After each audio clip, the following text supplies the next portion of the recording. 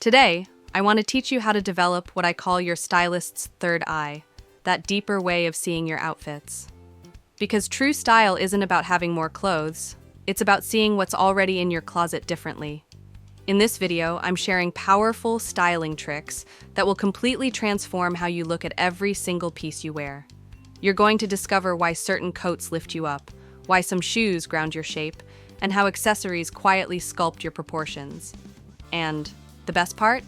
These tips work for every body type, whether you're pear-shaped, rectangle, soft hourglass, or apple-shaped. So stick around until the end. Or, if you're not able to right now, make sure to save this video to watch later, because each section builds on the last, and together, they'll help you rediscover style in a whole new way, a way that feels elegant, intelligent, and uniquely you. All right, let's dive right in, shall we?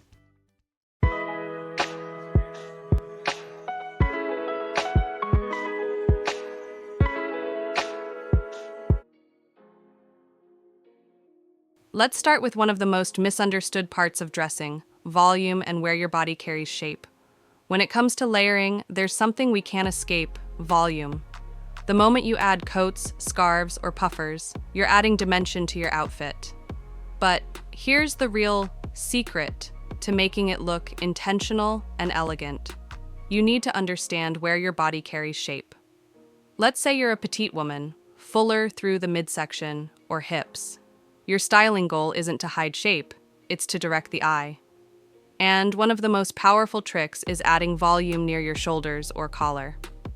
Now, I know that may sound a little controversial, but stay with me. If you have a shorter torso, fuller bust or tummy, and a softer waistline, adding structure or texture near your shoulders, like a plush fur trim, a strong collar, or a wide lapel, lifts the visual weight upward. It creates a reverse triangle, broader at the top, narrower through the middle.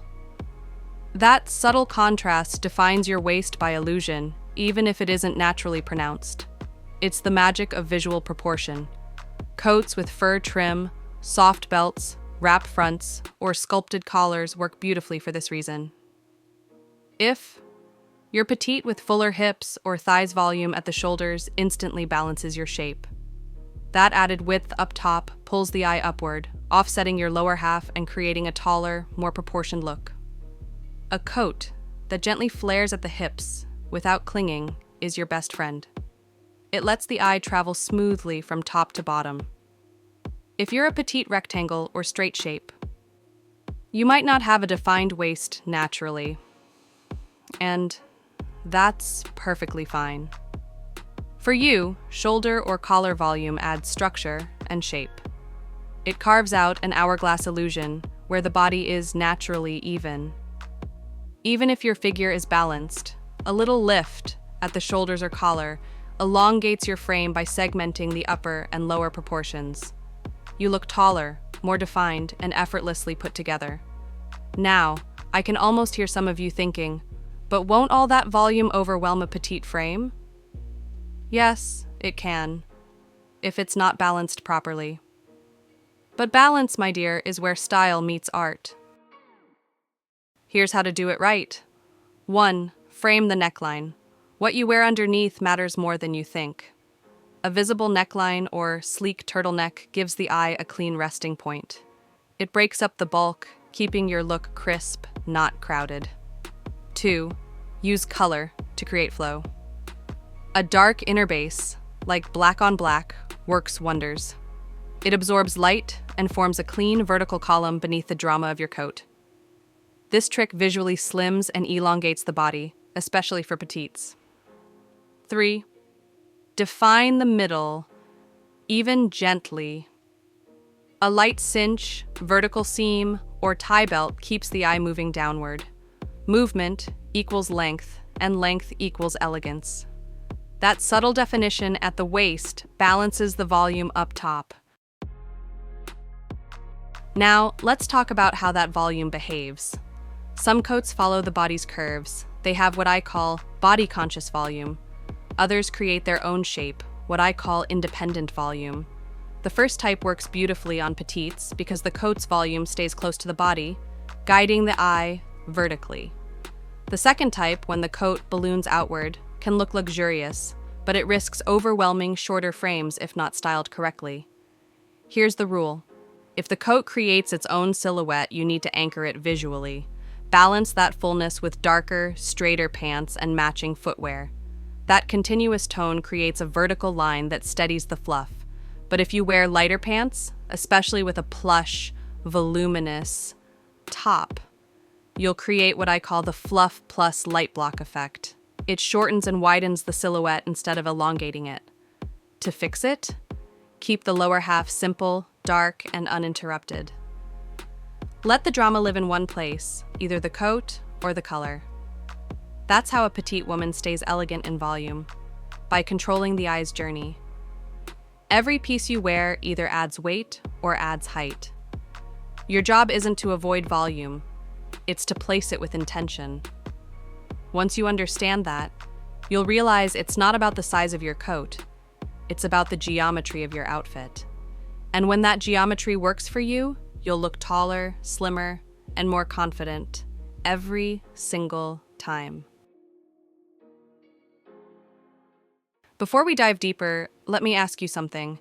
Have you had a little aha moment already? Are you starting to see your outfits a bit differently?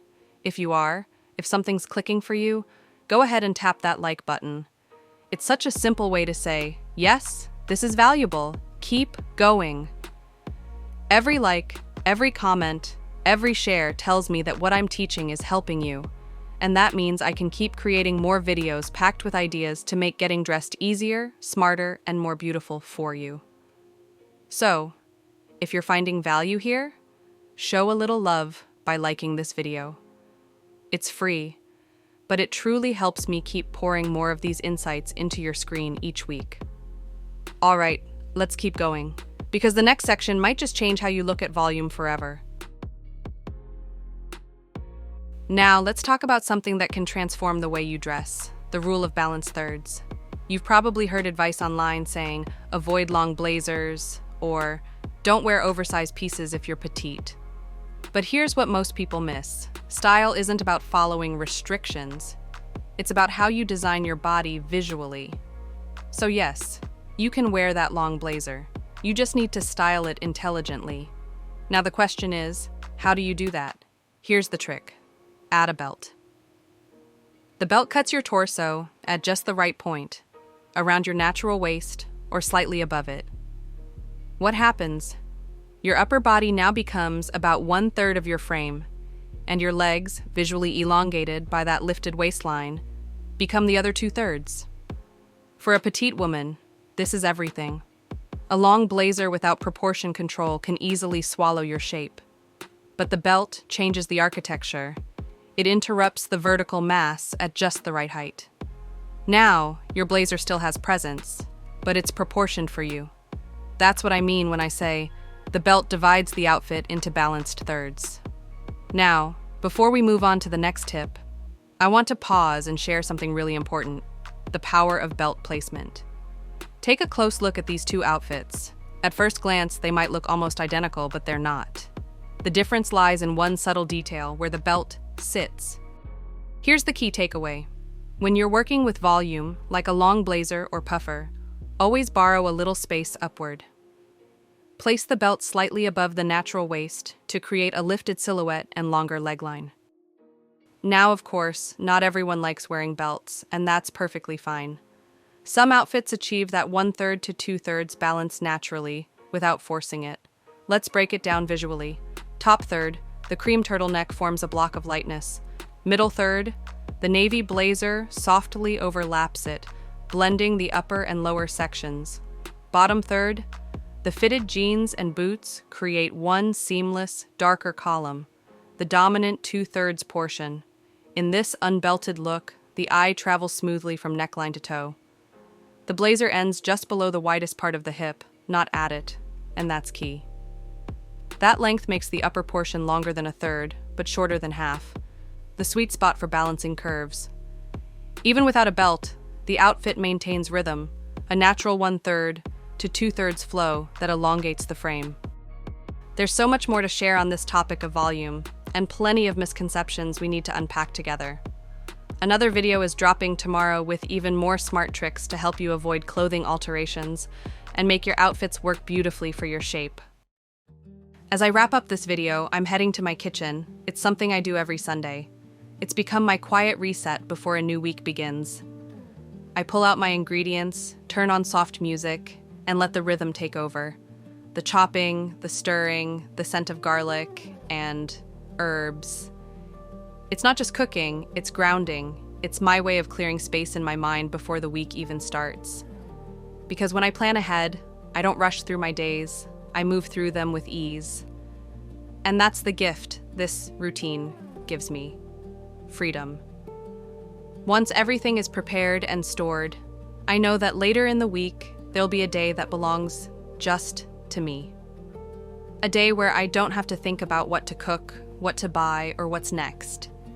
Everything is ready, and that readiness gives me permission to slow down.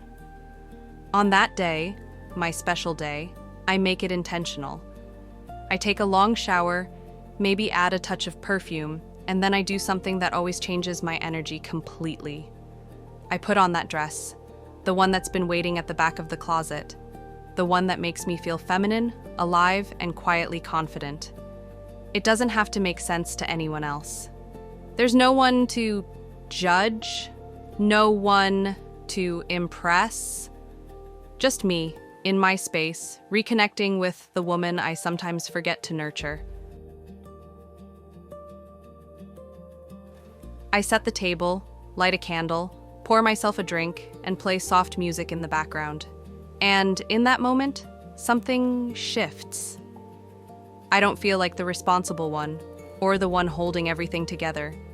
I just feel like a woman. Soft, present, fully alive. That's what preparing my meals on Sunday has made possible. Space for calm, beauty, and those small rituals that bring me back to myself. So if you've been craving a sense of order that creates freedom, not more pressure, this 4-week meal plan and grocery list is what helped me begin. Maybe your special day will look different. A cozy dinner in your favorite pajamas, a candlelit bath with jazz playing in the background. But the feeling will be the same: peace, presence, and that beautiful reminder that you're still a woman, and it's still beautiful to feel alive. Whatever it looks like, make it yours. Because that's the beauty of this season of life. You've earned the right to enjoy it your way.